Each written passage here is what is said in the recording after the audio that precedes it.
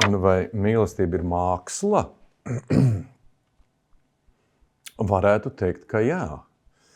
Jo, ja mēs pieņemam tā, ka glezna ir mākslas darbs, ko veido mākslinieks, gleznotājs ar krāsām, ar otu, pēc savas sajūtas, tad es gribētu teikt, ka ar mīlestību ir līdzīgi, tikai tur ir divi mākslinieki un kopā veido to gleznu.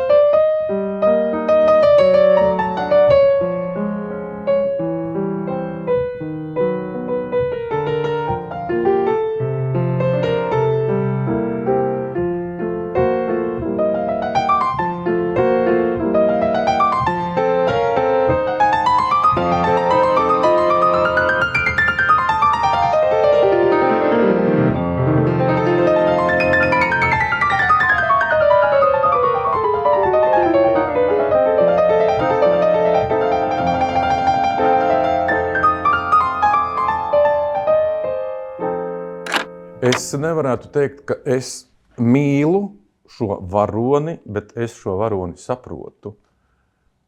Un, kā teica daži vīriešu kāds pārstāvji, kas bija redzējuši caurlaidi, viņš teica, Johaidī, tā ir izrāde par mani, bet galvenais varonis ir jāmīl jebkurā gadījumā. Nu, tas varonis, ko spēlē konkrēts aktieris, vai tā ir galvenā loma, vai otrā plāna loma, vai pat epizodi, jo tas ir mūsu darbs, un neatkarīgi no tā, vai mums ļoti patīk tā izrāde, vai ļoti patīk, vai nepatīk tas varonis, kurš ir jāattēlo, un mums viņš ir jāpadara par savu, un viņš ir jāmīl. Bet ir tāda īsta mīlestība, un ir tāda piespiedu mīlestība, ja mēs runājam par darbu. Te varētu stundām runāt par to. Krāsas visdažādākās, garšas, visdažādākās smaržas, visdažādākās un skaņas arī. Atgriežos pie Lugas teksta, kur runa nav gan konkrēti par mīlestību, kaut gan arī par mīlestību, ka runa ir par to, ka varonis mēģina apstrīdēt to frāzi par to, ka kāds kaut kur saka, ka visas sievietes ir vienādas. Ka viņš saka, nē. Katra ir citādāka. Un tas tāpat par šo te, nav tā, ka ir viena konkrēta krāsa. Tas ir kaut kas tik krāsains un tik bezgalīgi garšīgs, smaržīgs un ar milzīgu uzbudinošu skaņu mežu visapkārt. Ir ļoti daudz, bet pirmais, kas nāk prātā, ir tāds ļoti īsiņš, un tā doma ir tāda, kas ir labāk. Ilgi gruzdēt vai ātri sadegt. Bet galvenais, ko man liekas, mēs gribētu pateikt ar šo izrādi, ir, ka vajag dzīvot pa īstam. Neatkarīgi no tā, vai tu zini, ja es izdarīšu šo izvēli, tad man sāpēs, kādam citam sāpēs varbūt, bet labāk ir, lai pasāp.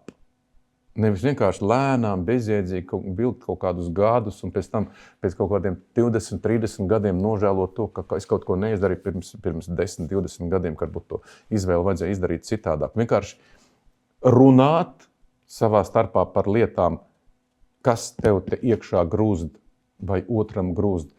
Jo vieglākais ir nerunāt, jā, tad ir tāda neitrāla pozīcija. Likās, viss ir labi, bet vai tas ir labi, to neviens nezina.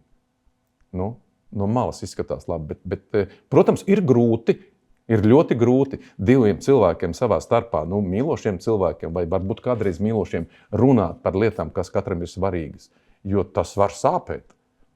Mans džeks saka, izrādē, ka to, kas man te iekšā plosījās, viņa nekad nejūta, un tā ir vīrišķība. Jo kāda vīrišķība ir atklātībā, ja no tās otram sāp, es labāk 100 reizes sāpināšu sevi, bet viņu nekad. Bet varbūt vajag. Es negribu tagad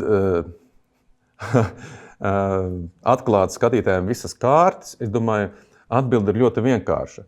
Atnāciet, noskatieties izrādi, un jums Zieda čūska būs katram sava.